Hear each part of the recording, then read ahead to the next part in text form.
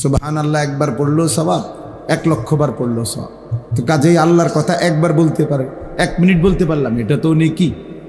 1 ঘন্টা বললাম, তা তো নেকি। এখানে লসের কিছু নেই, এটা পুরাটাই লাভের প্রজেক্ট। পুরা প্রজেক্টটাই কিসের? লাভের প্রজেক্ট, লসের কিছু নেই। লসের কিছুই নেই, আয়োজকেরও কোনো লস নাই, বলনেওয়ালারও কোনো লস নেই, আপনাদেরও কোনো লস নেই, শুনলেও লাভ।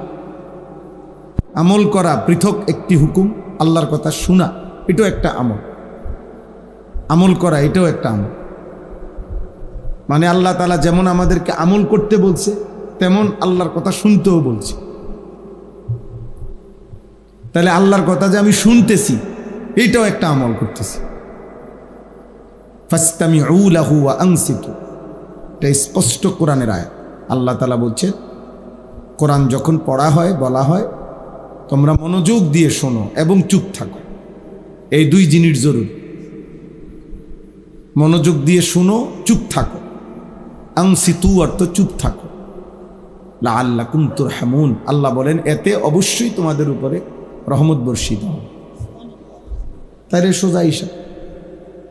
কেউ যদি মনোযোগ দিয়ে শুনে এবং চুপ থাকে, নিশ্চিত তার উপরে আল্লাহর রহমত হবে। ওই যে ভাই গেঞ্জিওয়ালা ভাই বাইরে ভিডিও করলে ভালো হয়। কোনো অটো, সিএনজি, চশমাওয়ালা ভাই বাইরে কোথাও গিয়ে ছবি তোলেন, নিরিবিলি অন্ধকারের মধ্যে একা একা ছবি ওঠে, ভালো হবে ভাইয়া।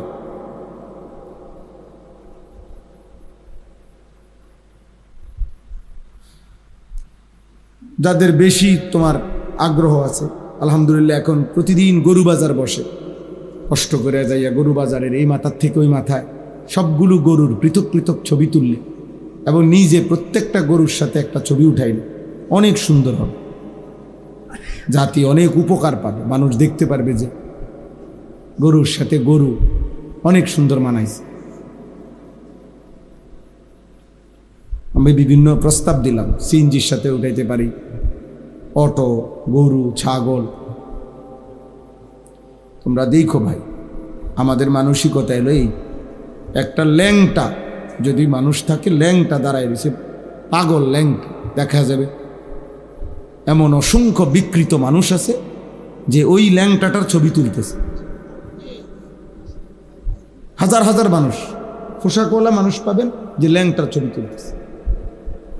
একটা বাস আগুনে পুড়ে যাচ্ছে, আপনি লক্ষ লক্ষ মানুষ পাবেন যারা এটার ছবি তুলতেছে। তাহলে এটা কি সুস্থ মানসিকতা? হ্যাঁ, একটা মানুষ বিপদগ্রস্ত, তার পাশে আগায় যাচ্ছে যতজন, তার চেয়ে ছবি তুলতেছে বেশি। এটা কি আসলে সুস্থ মানসিকতা? বলো ভাই। এই জন্য দয়া করে এটা ভাবা উচিত। আমার কথা হইল, বড় মোবাইলের অনেক প্রয়োজন আছে, বিভিন্ন কাজ, অফিসিয়াল কাজ, চাকরির কাজ, ব্যবসার কাজ, অনেক ধরনের কাজ করতে হয় এই বড় মোবাইল দিয়ে। ঠিক আছে, করেন, যার যেটা দরকার হবে সেটা তো করতেই হবে। আমার কাছেও বড় মোবাইল আছে, ল্যাপটপ আছে, বড় মোবাইল আছে, কম্পিউটার আছে, এলসিডি আছে, মাদ্রাসায় সিসি ক্যামেরা আছে, কম্পিউটার আছে, অ্যাপসের মাধ্যমে পুরা মাদ্রাসার হিসাব, আলহামদুলিল্লাহ অত্যাধুনিক অ্যাপসের মাধ্যমে হিসাবের কার্যক্রম করি। প্রতিদিন আমি যেখানেই থাকি আমার গাড়িতে ওই ব্যবস্থাপনা আছে যে মাদ্রাসার যাবতীয় বিষয় আমি এনে বসেও দেখতে পারি ইচ্ছা করি, কোন ক্লাসে ক্লাস হইতেছে কিনা, শিক্ষক আছে কিনা, কত আজকের উপস্থিতি কি, সবই ঠিক আছে। প্রয়োজন তো প্রয়োজন, কিন্তু 24 ঘন্টা যেটা পাইলাম সেটাই ছবি তুললাম। পাগল, ছাগল, কুকুর, বিড়াল, শূকর, মানুষ, জানোয়ার, পুরুষ, নারী, হুজুর, পাবলিক, গাড়ি ঘোড়া, এটা কি তা ভাই? তোমার বিবেক কি বল?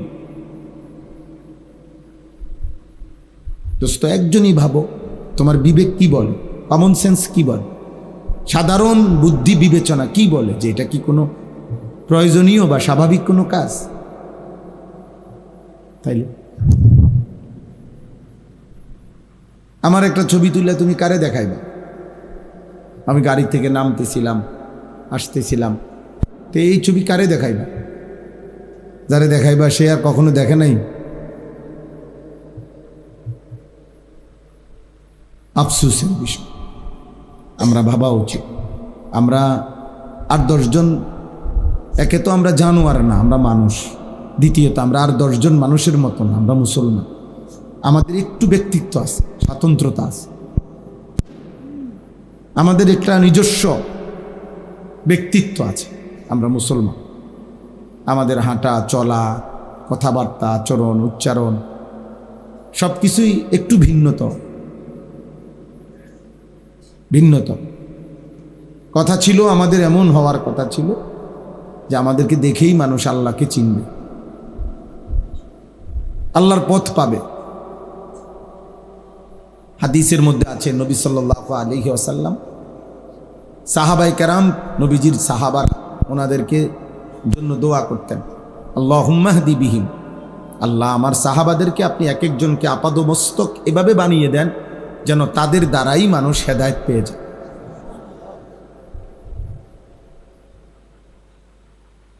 রাসূলুল্লাহ সাল্লাল্লাহু আলাইহি সাল্লাম হযরত মুআবিয়া রাদিয়াল্লাহু তাআলা আনহুর জন্য দোয়া করছেন, আল্লাহুম্মা জাআলহু হাদিয়ান মাহদিয়ান ওয়াহদি বিহি, আল্লাহ আমার এই সাহাবীকে হাদি, পথ প্রদর্শনকারী বানিয়ে দেন, এবং সে নিজেও যেন পথের উপরে থাকে এমন বানিয়ে দেন, এবং তাকে দেখেই মানুষ যেন হেদায়েত পায় এমন বানিয়ে দেন।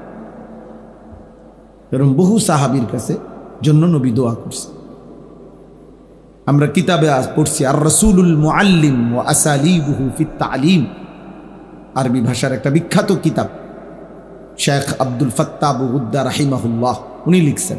ওই কিতাবে আছে আমাদের প্রিয় নবী সাল্লাল্লাহু আলাইহি সাল্লামের 23 বছরের জীবনে যদি একটি মুজিজাও না থাকতো, অলৌকিক কিছু নাও থাকতো, শুধু নবীজির সাহাবাদেরকে পৃথিবীবাসী যদি পরীক্ষা করে, যেই কোনো সাহাবীকে দেখেই প্রমাণিত হবে রাসূলুল্লাহ সাল্লাল্লাহু আলাইহি সাল্লামই হচ্ছেন সর্বশ্রেষ্ঠ নবী। কারণ যার হাতে এমন সুন্দর মানুষ তৈরি হয়েছে, এমন উত্তম মানুষ যার পবিত্র ছোঁয়ায় তৈরি হয়েছে, এটাই তার নবুয়তের শ্রেষ্ঠ প্রমাণ, এটাই তার নবুয়তের শ্রেষ্ঠ।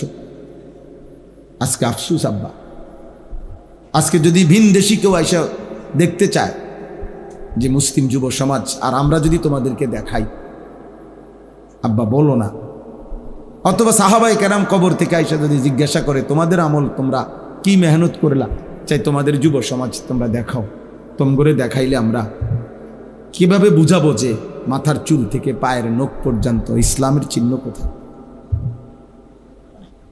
বলো না ভাই।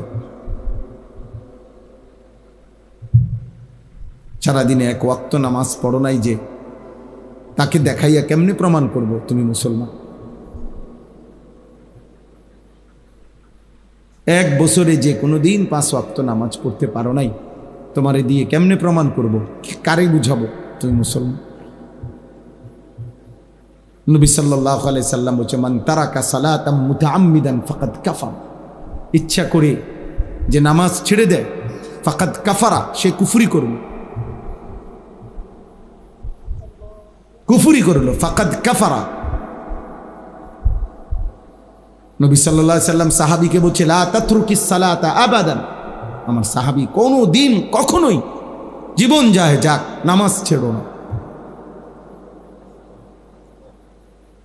আমি এইমাত্র কিতাবে পড়তেছি, মেরকাত, আরবিতে মোটা কিতাব পড়তেছিলাম, মেশকাতের সরা, গাড়িতে বসে বসে এখন দেখছি পড়তে পড়তে, এইখানে ঠিক মতো পড়তে পারতেছিলাম না। মাশাআল্লাহ, রাস্তা আলহামদুলিল্লাহ, আল্লাহ তাআলা এই রাস্তা থেকে আপনাদের হেফাজত করুন, আল্লাহ যেন আমারও হেফাজত করুন।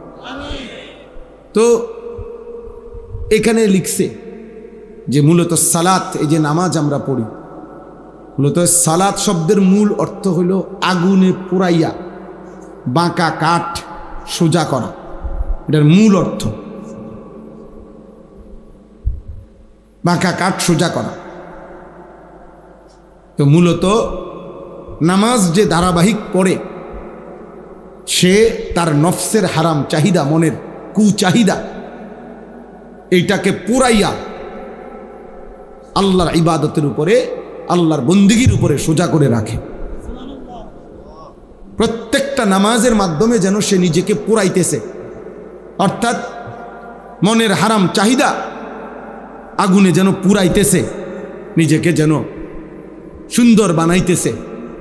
তো এই কিতাবে লিখছে, এভাবে ধারাবাহিক নামাজ পড়ে যে নিজেকে পুরাইয়া উত্তম বানায়, আশা করা যায় নিঃসন্দেহে জীবনভর যে নিজেরে পুরাইল, মনের চাহিদা পুরাইয়া দিল, তো আশা করা যায় কিতাবে লিখছে আল্লাহ তাআলা তাকে দ্বিতীয়বার আবার জাহান্নামের আগুনে পোড়াবে না।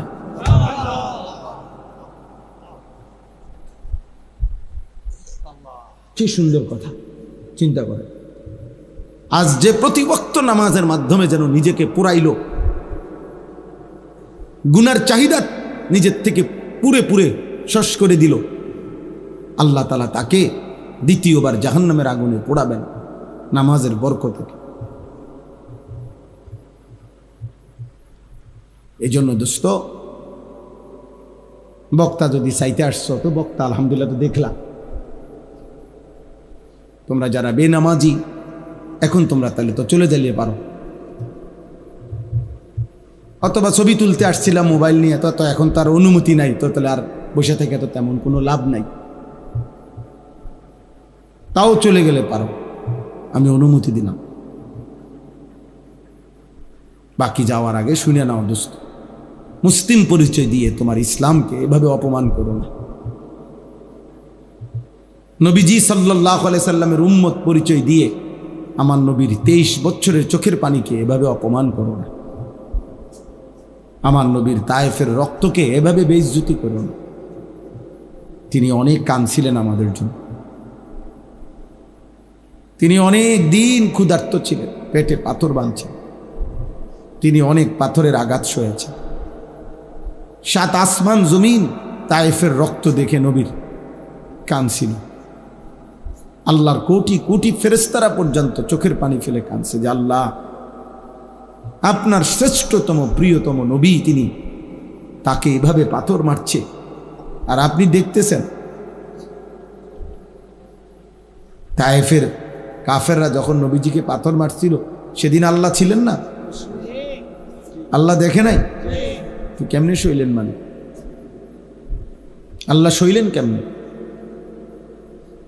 যেই পবিত্র দেহে কোনো দিন মাছি বসে না, যেই পবিত্র দেহে একটা মশা বসে না, যেই পবিত্র দেহে 1 সেকেন্ডে কোনো দুর্গন্ধ আসে না,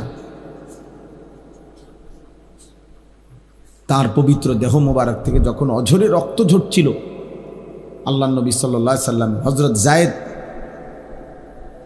রাদিয়াল্লাহু তাআলা আনহু তায়েফের সফরে যিনি নবীজির সাথে ছিলেন, ওই সাহাবী বলছেন রক্তে পায়ের জুতা পায়ের তালুর সাথে জমাট বাইধা গেছে, যে আমি খুলতে পারছিলাম না, কি পরিমাণ রক্ত ঝরছে। এমন সুন্দর, এমন পবিত্র চেহারা যার, এমন সুন্দর দেহ যার, তো এমন নবীকে বেইজ্জতি করা, আমাদের নবীকে অপমান করা ঠিক না রে বাপ। এই জন্য কোনো ভূমিকাই বললাম না, শুরুতেই বললাম। কি শুরু করলা তুমি? কি পাইলা বাপ মোবাইলের মধ্যে? এমন পাগল হয়ে গেলা কেন? এমন পাগল হয়ে গেলা কেন? মনে করো কেউ মানা করে না আর কি, কেউ বাধা দেয় না, তাই বলে বুঝি নিজের এভাবে শেষ করে দিচ্ছ। তোমার চরিত্রের কি অবস্থা তুমি বোঝো না? এত নারী দেখলে, এত ছবি দেখলে, এত অশ্লীল দৃশ্য দেখলে, এত উলঙ্গ ছবি দেখলে বাপ, মানুষ কি হয়? মানুষের চরিত্রটা কি হয়? শরীরের সক্ষমতাটা কি হয়? তুমি বোঝো না আব্বা?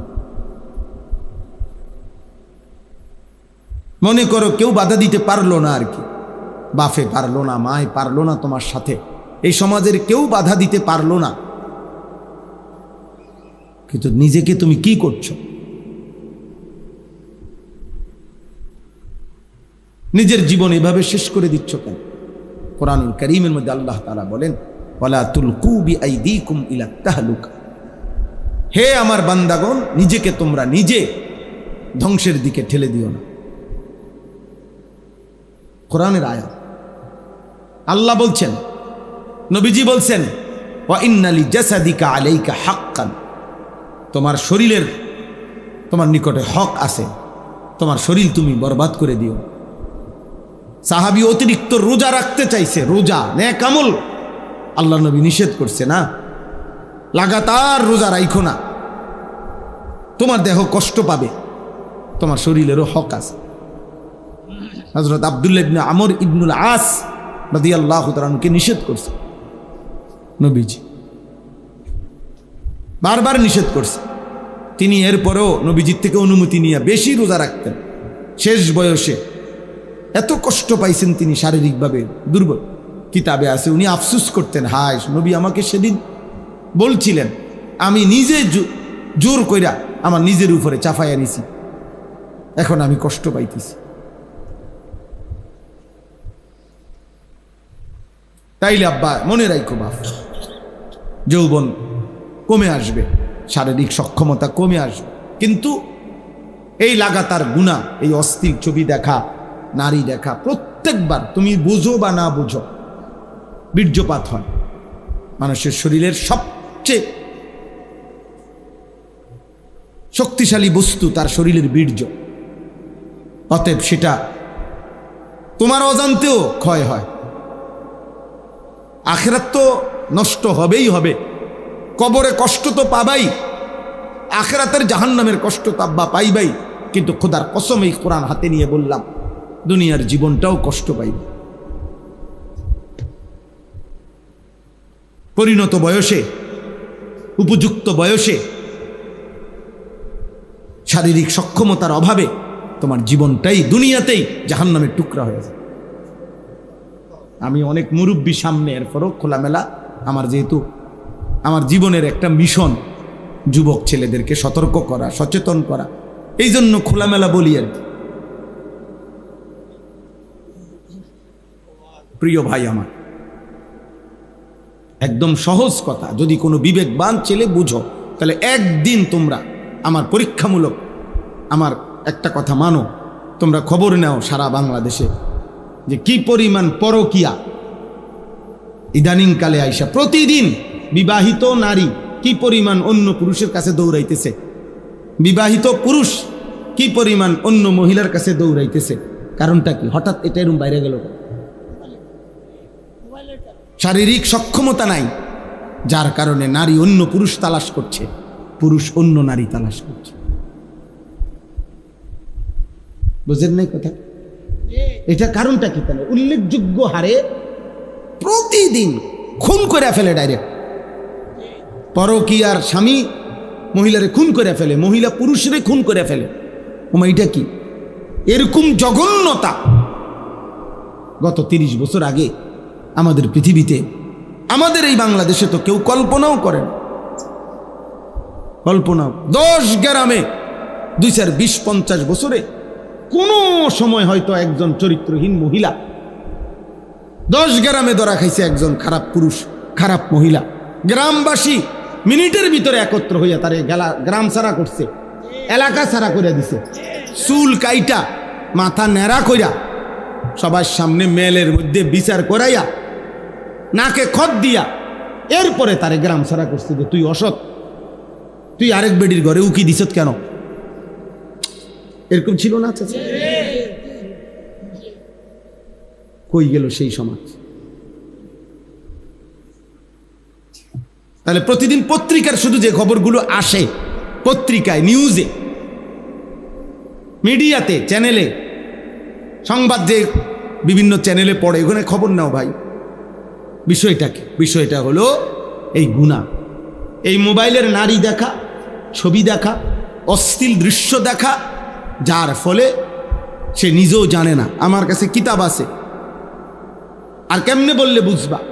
আমাদের কাছে স্পষ্ট কিতাবে লিখছে, প্রত্যেক মানুষ, এই কথাটা মনোযোগ দিয়ে শুন, মানুষের বৈধ হালাল চাহিদা যখন পূরণ করে স্বামী স্ত্রী, তো সেটা সে নিয়ন্ত্রণ থাকে, কারণ সে জানে সে আমার বৈধ স্ত্রী, সে আমার জিন্দিগির সঙ্গী, কিন্তু হারাম যখনই যে যেখানে নিজের হাত দ্বারা হারাম চাহিদা পূরণ করুক, অশ্লীল দৃশ্য দেখে পূরণ করুক, আর হারাম নারীর সাথে হারাম প্রেম হারাম সম্পর্কের মাধ্যমে পূরণ করুক, ওই নাফরমান, ওই মানুষরূপী জানোয়ার, ওই চরিত্রহীনের নিয়ন্ত্রণ থাকে না।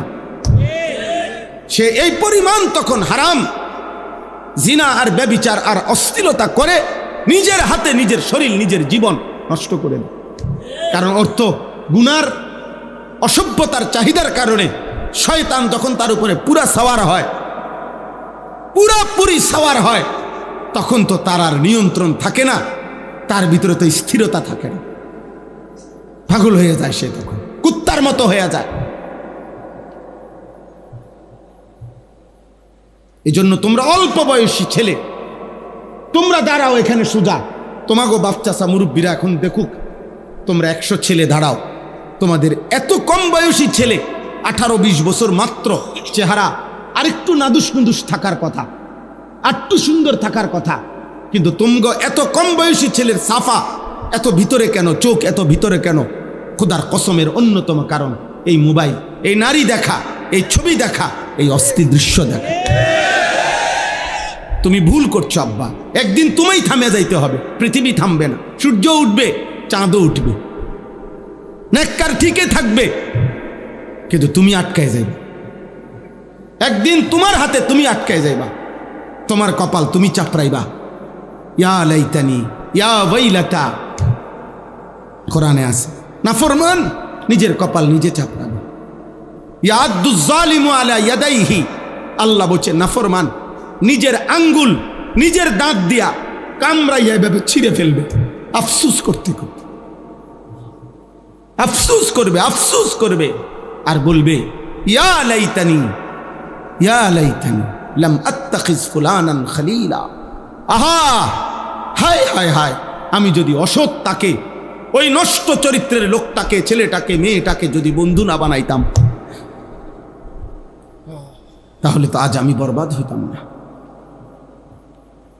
এজন্য প্রিয় ভাই, অনুরোধ করছি, শুধু একজন বক্তা না, শুধু ওয়াজ করতে আসি নাই, আমার কষ্ট হয়েছে এই রাস্তাটা আসতে, আমার ধারণার চাইতেও ভিতরে।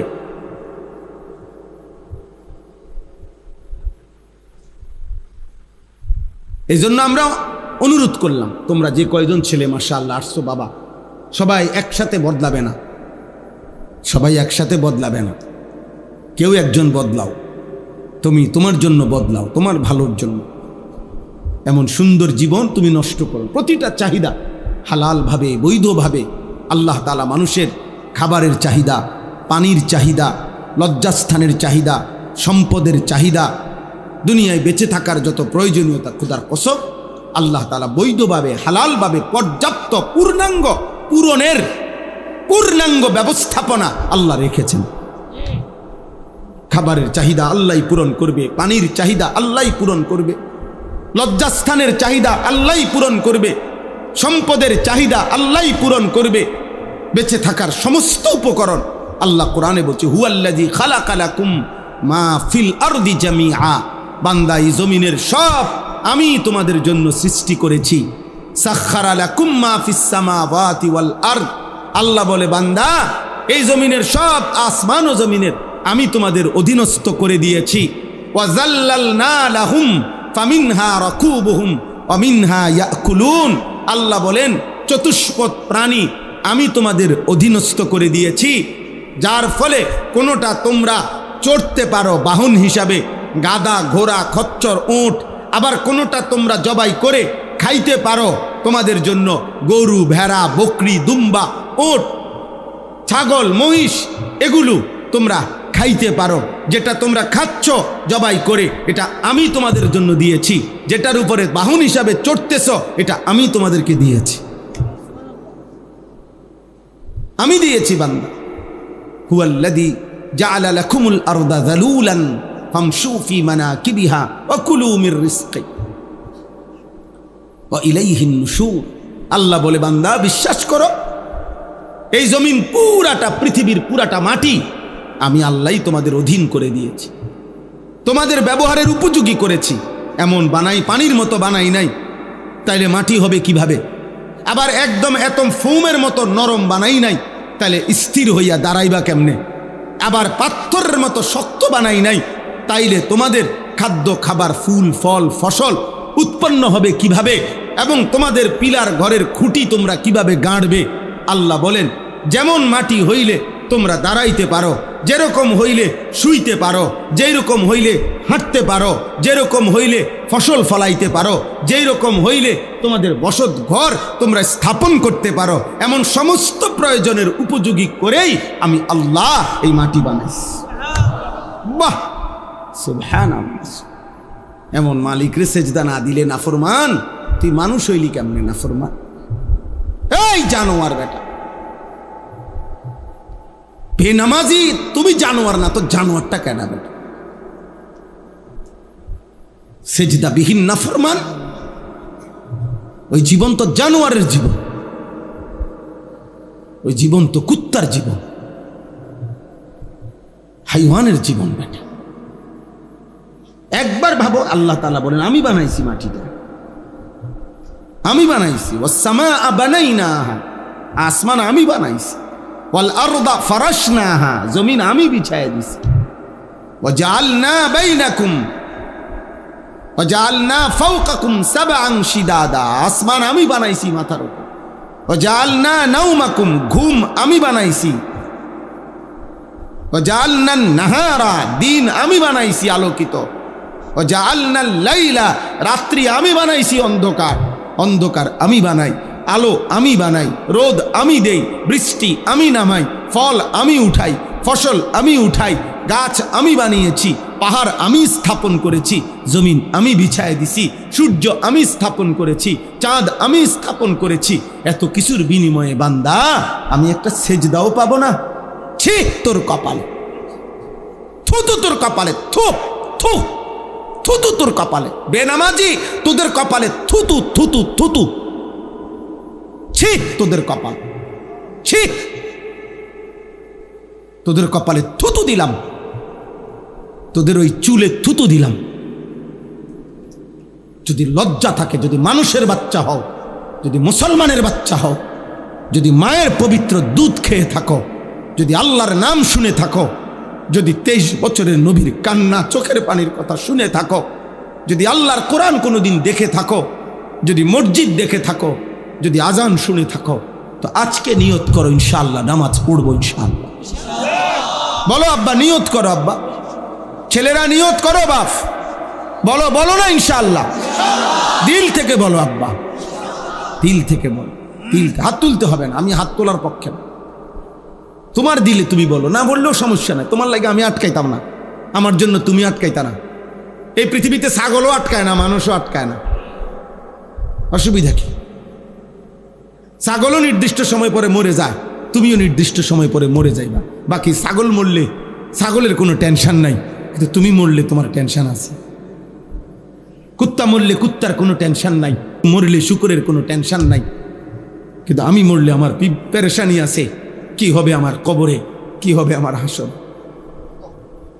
আমি মরলে আমার ঝামেলা আছে। আমরা কিতাবে পড়ছি, মিশকাতে আছে, পূর্ব জামানার এক ব্যক্তি খুব বড় নাফরমান ছিল। তো মৃত্যুর পূর্বে ছেলেদেরকে বলছে, বাবা আমার মৃত্যুর পরে তোমরা আমার লাশটাকে পুরাইবা, পুরাইয়া লাশের যে ছাই, পুরানো ছাই, এটার 2টা ভাগ করবা, করে এক ভাগ উত্তাল সাগরের ঢেউয়ের মধ্যে ছেড়ে দিবা, আরেক ভাগ ঝড়ো বাতাসের সাথে উড়াইয়া দিবা আমার ছাই। বলছে কেন বাবা? বলছে আব্বা আমি এই পরিমাণ নাফরমানি করছি, আজ আমার মৃত্যুর পূর্বে মনে হইতেছে আমার মরলে আমি, আর আল্লাহ যদি আমারে ধরতে পারে, আমার মেরে লেব, আমারে শেষ করে লেব, আমারে আজাব দিয়া শেষ করে ফেলবে আল্লাহ, আল্লাহ যেন আমারে ধরতে না পারে, এই জন্য আমার লাশ পুরাইয়া দিবা, আমার ছাই বাতাসে উড়াই দিবা, আমার ছাই সাগরে ভাসাইয়া দিবা। হাদিসে আছে লোকটার ইন্তেকালের পরে ছেলেরা এটা করছে।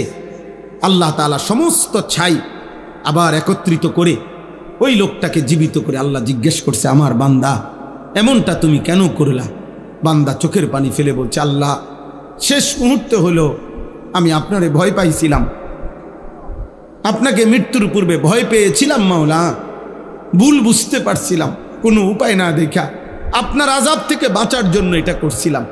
আল্লাহ বলছে, যা বান্দা, মৃত্যুর পূর্বে হলেও তো আমারে ভয় তো করছিলা, যা আমি তোরে মাফ করে দিলাম। হাদিসে আছে আল্লাহ তাকে মাফ করে দিছে, কিন্তু বুঝতে তো হবে মৃত্যুর পরে তৌফিক তো হইতে হবে মৃত্যুর পূর্বে।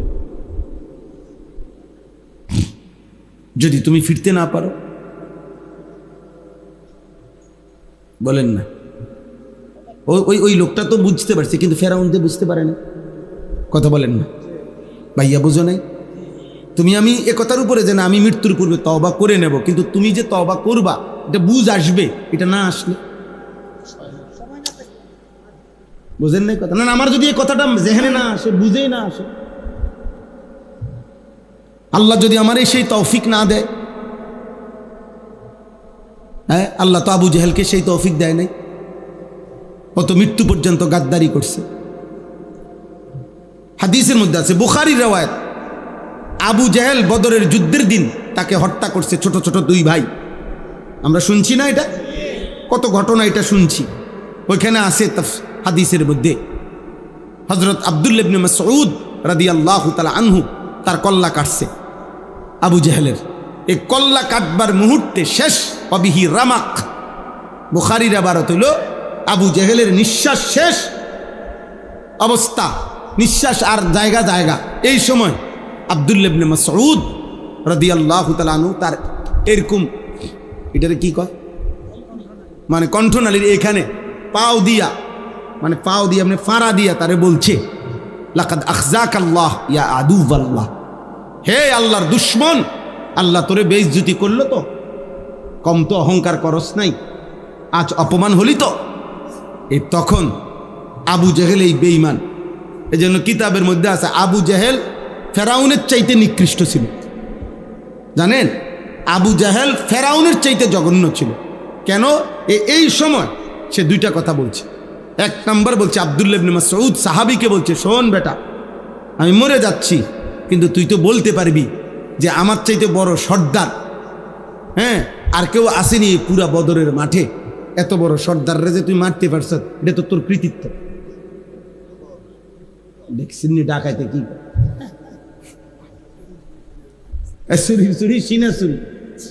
সেইটা বলছে।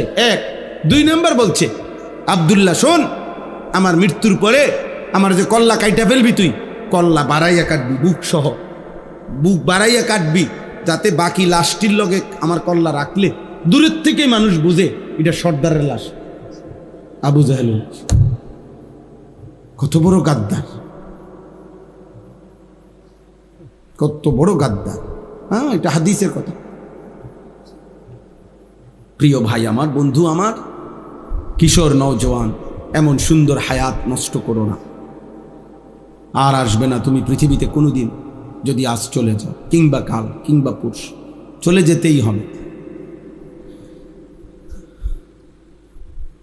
ফিরতেই হবে। ওয়া ইলাইহিন নুশুর, আল্লাহ বলছে, বান্দা জমিন আমার, ঘোরো, অসুবিধা নাই, গোটা পৃথিবী তুমি হাঁটো, ফামশু ফি মানাকিবিহা, আমার মাটির উপরে যেখানে মন চায় থাকো, দেশে থাকো অসুবিধা নাই, বিদেশ যাবা যাও, বিদেশের মাটিটাও আমার, আমেরিকার মাটিও আমার, বাংলাদেশের মাটিও আমার, সব মাটি কার? যাও বান্দা, কোনো অসুবিধা নেই, দেশে থাকো, গ্রামে থাকো, নয়তো শহরে থাকো। ওয়াকুলু মির রিজকিহি, আমার রিজিক খাও, তালাশ করো, উপার্জন করো, খাও, কোনো আপত্তি নেই, তোমার জন্যই তো বানাইছি আমি। পৃথিবীর সব নাজ ও নিয়ামত তো বান্দা আমি তোমার জন্যই বানাইছি, এগুলো আমি আখিরাতে নেব না। দুনিয়ার এই খানা দিয়ে তো আমি বেহেশতে দেব না, দুনিয়ার এই খানা দিয়ে তো আমি আখিরাত নেব না। এবং আমি তো আমার ফেরেশতাদের জন্য এগুলো বানাইনি, আমার আখিরাতের জন্য বানাইনি, এগুলো এখানের জন্যই বানাইছি। এখানেই রাখো, খাও, অসুবিধা নেই, সবটা তুমি খাও, শুধু মনে রেখো ওয়া ইলাইহিন নুশুর, আমি আল্লাহর কাছে ফিরতে হবে। খাও, কোনো সমস্যা, শুধু কি মনে রেখো, কার কাছে ফিরতে হবে? কুল হুয়াল্লাযী যারাআকুম ফিল আরদ ওয়া ইলাইহি তুহশারুন, এই একই কথা। আল্লাহ বলছে, হে নবী আপনি বলেন, আল্লাহই তোমাদেরকে গোটা পৃথিবীতে ছড়িয়ে দিয়েছেন। আমরা কেন বাংলাদেশে, তারা কেন ভারতে, ওরা কেন পাকিস্তানে, ওরা কেন সৌদি আরবে, ওরা কেন ইটালিতে? আল্লাহ বলেন, এটা আমি ছড়াইয়া দিছি। আমার বান্দা আমি আল্লাহই পৃথিবীময় যারা ছড়িয়ে দিয়েছি আমি আল্লাহই জমিনের মধ্যে। আবার জাল যেমন ছড়াইয়া দেয় পুকুরে, জাল একটু পরে যিনি ছড়াইয়া জাল মারছে পানিতে, উনি আবার আস্তে টান দিয়া এটারে নিজের হাতে জমা করে ফেলে, করে না? তো ওয়া ইলাইহি তুহশারুন, আল্লাহ বলেন আবার গোটা পৃথিবী থেকে আমার বান্দা আমি আবার জমা করে হাসরের মাঠে নিয়ে আসব।